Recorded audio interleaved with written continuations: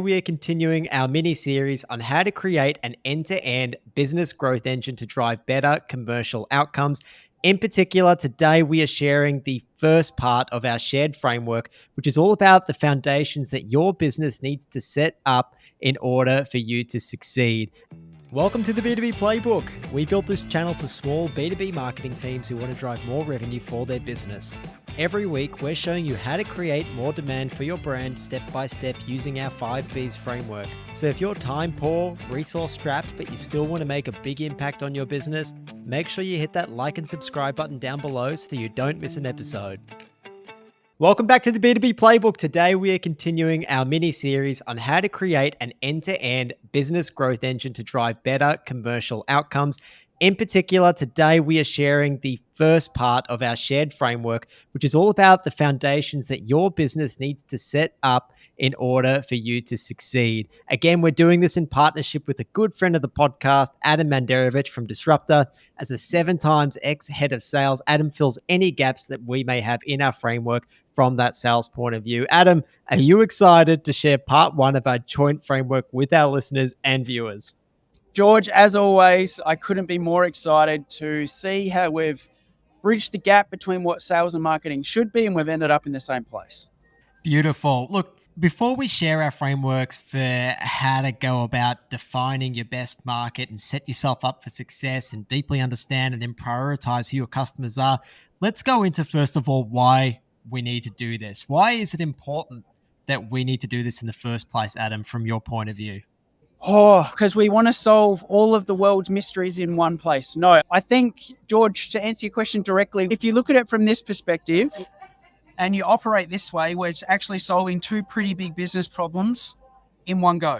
One, we're isolating and fixing the sales and marketing misalignment that exists today. Because if you ask any or most businesses or organizations around the planet, because of where we've come from, you ask what marketing's job function is, and they'll say, get us leads, man, when it's not, as we know. The second component of what we're actually solving here is making sure that businesses are operating while being commercially viable. Because the other offshoot of the sales-led growth methodology from the late 80s is, while we pushed into the predictable revenue mechanism, machine, methodology after the book by Aaron Ross, what actually happened is a lot of the skill set, whether this deal actually makes sense for us to push it through all parts of our internal process to put the deal on, is it cost effective for our business? All of those skill sets are actually lost because no longer is that the pathway for the learning. I.e., what would have happened in the past is people would come for a chance to be in business development or marketing. They would come from customer success, so they understood what needed to happen, why did this deal pass legal, why did this deal pass credit, can we make sure that we can over-service them at customer success? That skill set that no longer exists in the front-facing roles because we're still tied to those methodologies. So what we're doing here today is we're actually solving both of those problems. So we need to bring back that commercial acumen then, which means we've got to really start at the end first and look at what deals are going to get passed by legal, by credit, so it doesn't fall over at the last moment. And that is the extent of the commercial acumen that we want to really bring to this front end process, because that way, when we are driving opportunities, they're opportunities that can actually get across the line.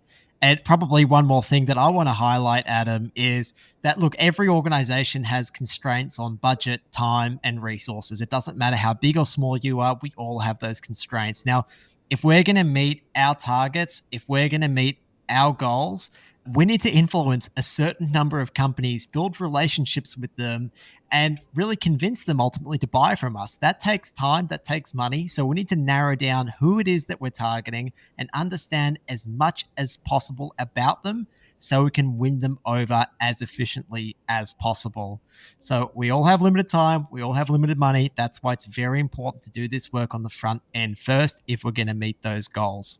Kicking into our 4-step process here. So this is a combined process that we've put together with Adem that really combines the 2 of our frameworks. First, you are going to absolutely look at the business goals that are set, and then you're going to work backwards to see how you're going to try and achieve it. But at a high level, and we'll go through each of these in detail, the first step is really identifying who those best customers are. So your business has a number of customers that it services, clients that it's worked with, clients that it's lost. You need to go through, review the data, and identify who those best customers are and why they fit your business like a glove. On to step two, you need to deeply understand them as much as possible, understand why they're such a great fit for you, what problem it is that they solve. You need to find out what triggered them to go into buying mode. And all of this is going to help us then map to go and find more companies like them. Stage three is then going through and updating your positioning and your messaging. So when your dream customer comes across your business, it feels like a total no brainer. They feel like they're at home. They feel like you understand them so much better than the rest of your competitors do. So why wouldn't they do business with you? And then finally, the fourth step, something that Adam introduced me to, you'll then catalog the market. And I'm very excited for him to show us what that is and how to do it. But it's basically going to give you a great indicator as to which companies are in market looking to buy right now, which ones are not in market right now. So you can start to prioritize who it is that you tackle when you go to market. So let's dive into that first step of our 4-step process. Adam, I like to think that it starts with that 80-20 analysis to really define who your best customers are. So for those who aren't familiar with it, the 80-20 rule basically dictates that 20% of your input drives 80% of your output. In the business world, often it's 20% of your best customers drive 80% of your revenue or 80% of your growth or whatever it is. Basically, it means that all customers aren't equal. So, Adam, I think it makes sense for us to then try and identify who those best clients are by looking at what factors are most important to your business. That might be revenue, that might be profit, it might be potential for growth. Probably depends what stage of business you're at yourself. And then also perhaps list the worst clients too, to identify any disqualifying factors. So, what makes your company a bad fit? Why are they a bad fit to do business with? Adam, have you got anything to add to this process as well? Yeah, I think that good points, George. I think that seems to be often the missing link between sales and marketing teams and their understanding, right? Because not a lot of teams, obviously, one, work together as a revenue department, number one problem, but there's not a lot of cohesion with, hang on, why are we not just analyzing our best closed won versus our worst closed lost? And also asking them, like, why didn't you buy from us? What could we have done better? But also, as you said earlier, comparing that to maybe the clients that came on and churned so that we know what to look out for. I think that it seems like an absolute no-brainer just to isolate it into those possibly 3 areas, but a lot of companies don't do it. And I think we just need to question why that is. Because if you're not starting from who is your best billers right now, how are you going to be able to compare to who are your next best clients going to be? That's right. It makes life so much easier. If you have the best billers and if they get a lot out of your product or service, you've got advocates, you've got case studies, basically what they look like. You found them in the first place. There's a potential for referrals. So you're in that world. You have everything that you need. And that's why when you pull out these best billers or these best customers, it's great to try and break them down into their firmographics and their demographics. What we mean by that is like what qualities make that company such a great fit for you? Is it a result of their industry? Is it company size? Is it the way a certain team is structured? Is it something that's happened in the company that meant that they need your product or service right now?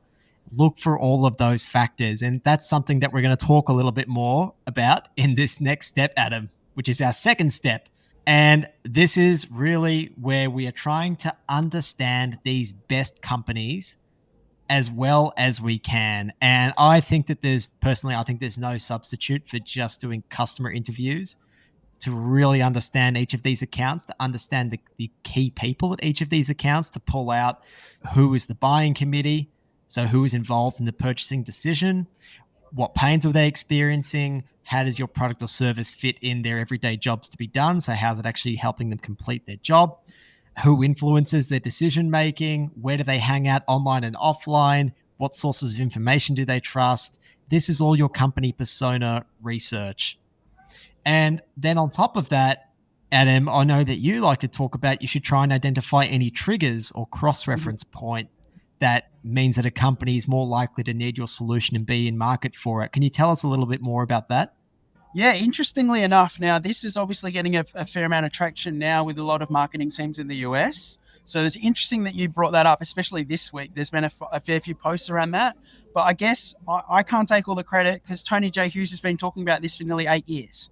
A lot of this stuff should be absolute no brainers, but let's just run through like, why does it make sense to deal with this company at a company level?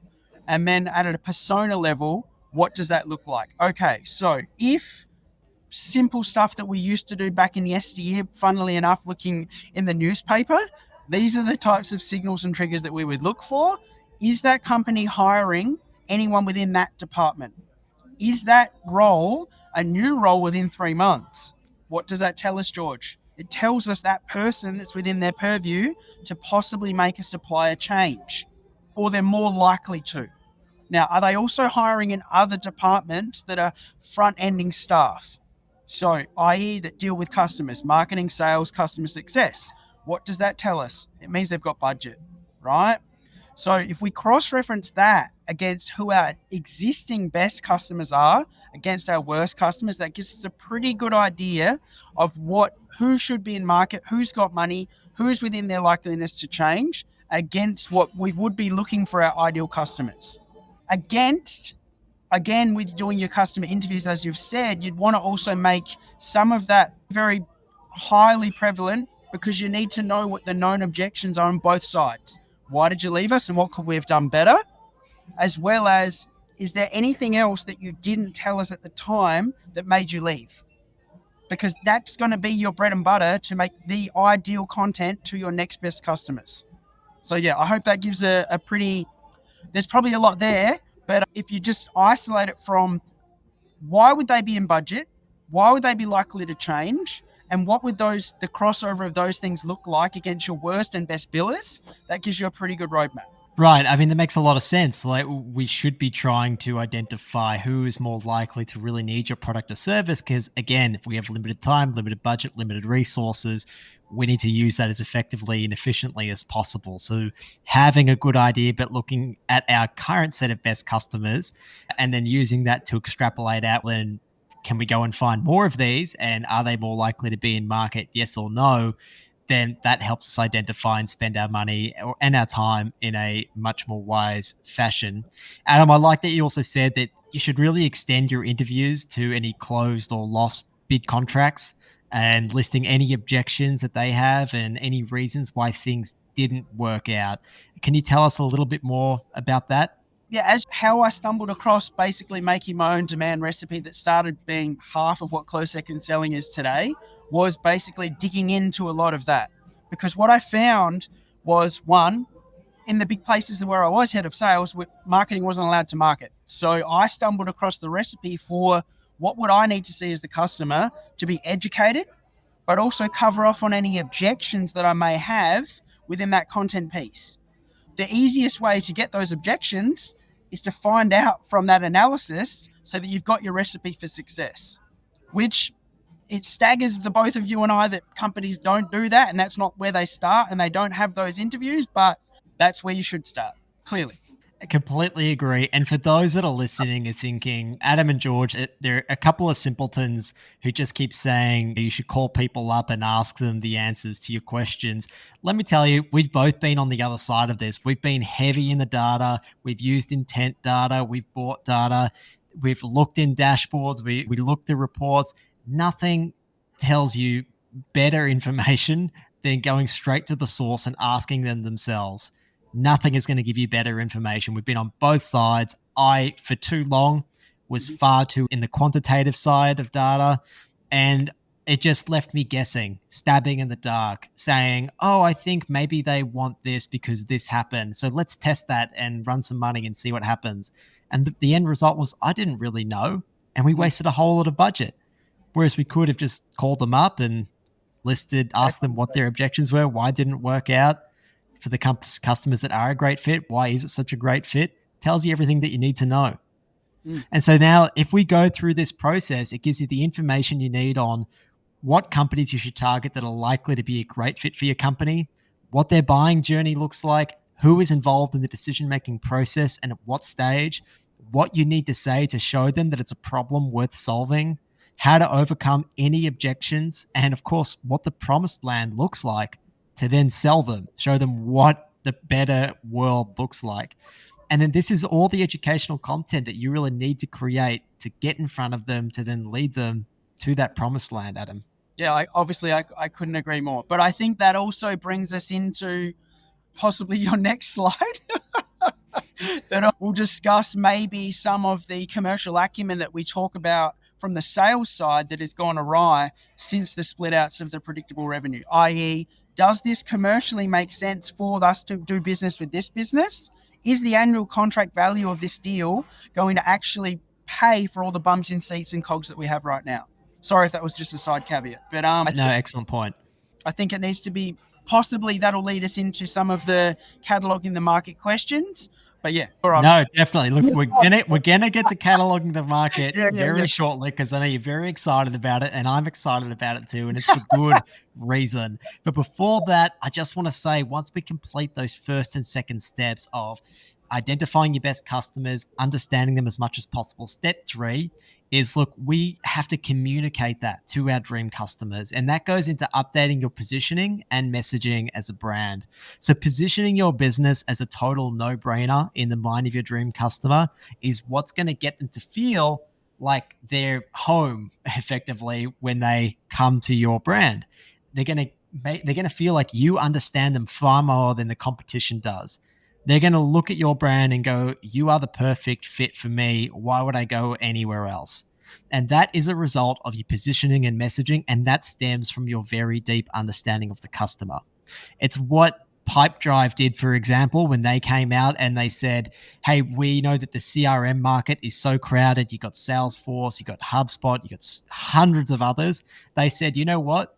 We are going to be the CRM for salespeople, because salespeople are misunderstood. We're sick of all these bells and whistles being put out there for marketers. Salespeople need a CRM for them. And they built that, and then that was their way for positioning themselves. So then for sales-led teams that primarily grew through sales, that became a no-brainer for them. And in the same way, you can do that for your business. Make yourself a complete no-brainer with your positioning and messaging after you get that deep understanding of your customer. Now we are getting to step 4, cataloging the market. Adam, what is cataloging the market and why is it worth doing? Okay, to get everyone's head around this, what I will need to do is explain what used to happen in business. So before all these split outs and before a lot of the end-to-end service delivery skill set and mindset of commercial acumen was lost, what we used to do was literally call customers that were possibly within our RCP, because back then everything was in newspapers and Excel spreadsheets and butcher pieces of paper, right? Big texters. And for our American listeners, that's a marker. But what we used to do is literally call customers and ask them, who you're probably with someone, we understand that. Would it be okay? Like really lowering the bar of entry to be able to ask them, George, would you be able to tell me what you do like about it? So that way, selling the contract first or cataloging the market, you'll then be able to have a friction-free conversation about who they're with right now, what they like about it, what they don't. If there was anything, we'd throw in questions like the magic wand question. If there's anything you'd like to change, what would it be? You've then got a recipe for what would look like if they were going to go to tender or if they had a formal RFP process, right? Now, the reason why this is so important, because since the split outs, teams that have gone heavy into sales-led growth that never knew how this process worked are now, I'm not stabbing sales as service agencies, but just hear me out. They now don't know how to calculate annual contract value. They don't know what's contained within those formal bid processes and tenders. And the reason that they don't know any of these things is because they're not allowed to sell this way, which is primarily one-to-one market research, right? Now, the reason that they're not allowed to do this anymore is because they're pushed to go straight to, we need to sell this to get you in this meeting, and we'll do this at any possible cost to get a result to here.